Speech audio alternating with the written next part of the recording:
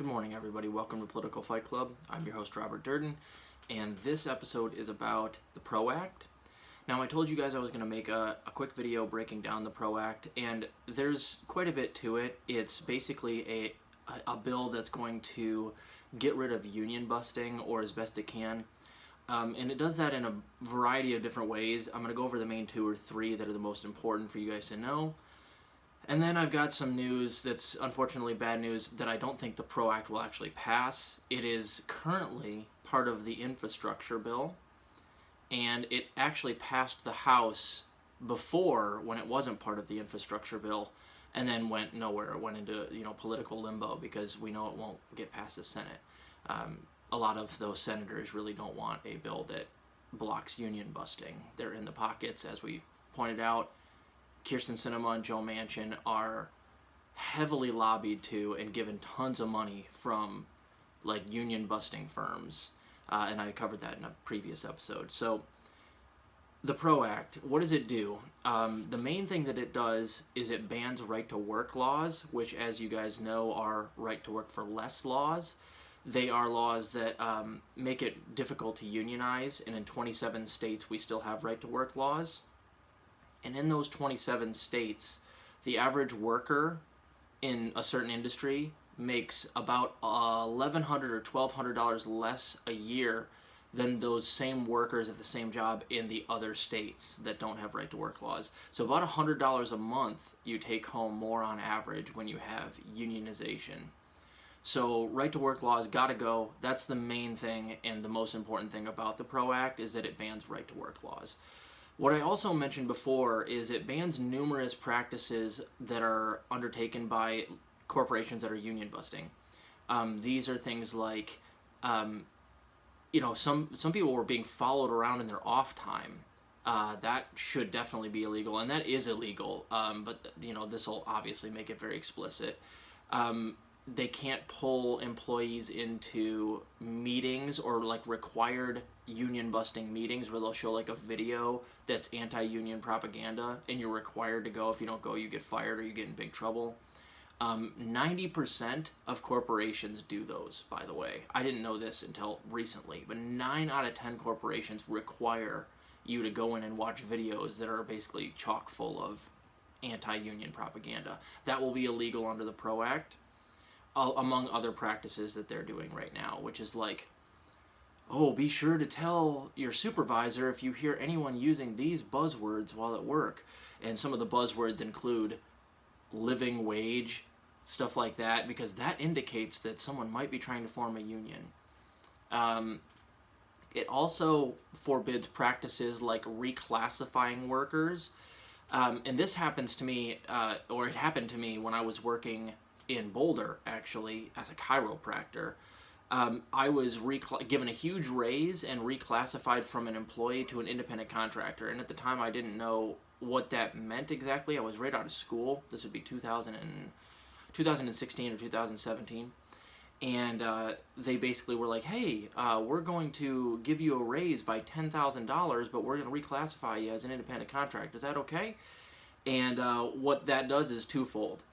A is when tax time comes around, if you're an independent contractor, you owe a tremendous amount more taxes than you get back. So I was, at that point, getting $4,000 back a year, and when I went to go file the next year, I owed $6,000. So it was a $10,000 swing. So my entire raise that they gave me went out the window when tax time came along. So I effectively got no raise whatsoever.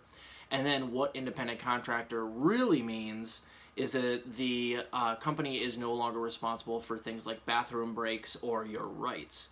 You're an independent contractor, which means you're technically not an employee. Employees have rights like bathroom breaks, paid lunches, stuff like that.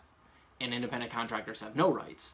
I didn't find that out either, and I had my bathroom breaks taken away too, or supremely restricted, and I was a doctor. So that will be illegal under the PRO Act as well. You can't reclassify workers. And then there's another one. There's some other stuff too, but the last one that I wanted to point out was that you also can't fire workers that are on strike. If they go on strike, you can't replace them with other workers and just fire them because they're on strike, which is awesome. And there's more in there, guys. It's a good bill. That's why I said I'd be surprised if it would actually pass, which brings me to my next point. According to Jeff Stein, I saw him on Rising yesterday. It might have even been, it was early this morning. I was up very early. And he was saying that it's likely that the PRO Act will be stripped immediately from the infrastructure bill. So, and that is likely. The House and the Senate likely will not want to pass that in the infrastructure bill because so many of our Congress people are bought and paid for by, union-busting firms and these hyper-wealthy people who don't want to have to pay their workers $15 an hour. They don't want to have to allow their workers to unionize. So they're not going to pass this unless the Squad and Senate Democrats draw a hard line in the sand, like I've been saying. Better the House than the Senate because we have the numbers. In the Senate, we only really have one senator, and the centrists outnumber him 7 or 8 to 1. We know who the centrists are because they all voted against the minimum wage. That's like the Cinemas, Mansions, Angus King, John Tester. Those guys will never vote for this. So it's likely not going to pass the Senate anyway. But there's enough Squad members in the House to vote as a block. So you just apply the same strategy that I was saying we should for the $15 minimum wage and say, listen, the infrastructure bill is a must-pass bill. The centrist Dems and neolibs, the Joe Bidens of the world, really, really need this bill to pass. The Biden administration especially needs this to pass, especially since it's so going so low. It's shooting so infinitely lower than it really needs to. It really does need to pass. So if you're the Squad, you just draw a line in the sand and say, listen, you don't have the numbers. If we 8 don't vote, and it really only has to be, I believe, 5 of them have to say, listen, we're not voting for your infrastructure bill unless it includes this PRO Act. Final. That's it. Period. End of discussion. And then they have a choice because they're never going to get the Republicans to do what they want. The Republicans are going to do what they want.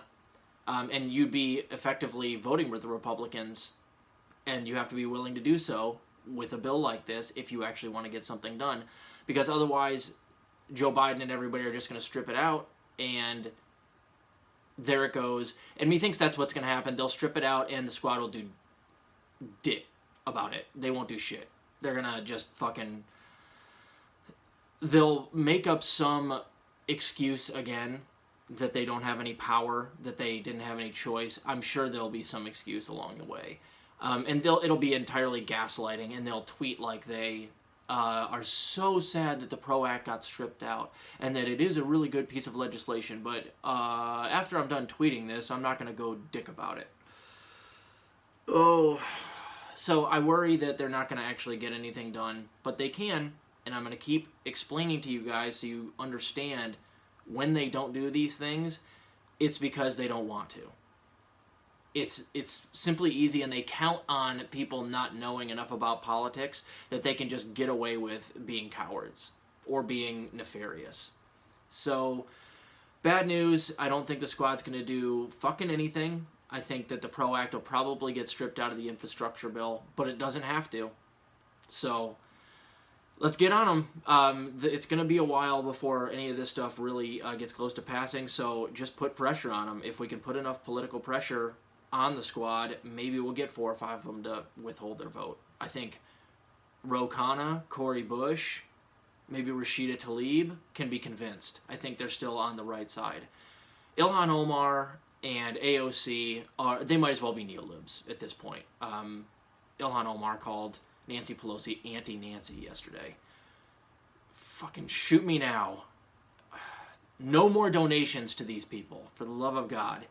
If we stop donating to them, maybe they'll do what we want. I've already stopped my donations to all of them. And I've also stopped my donations to Nina Turner. So they either do what we want or else, and I don't think that there's any other way because I don't think they're going to do it on their own. you gotta withhold your donations from these people. Otherwise, you're never gonna get 4 or 5 of them to vote correct. So keep fighting the good fight, guys. We'll see you.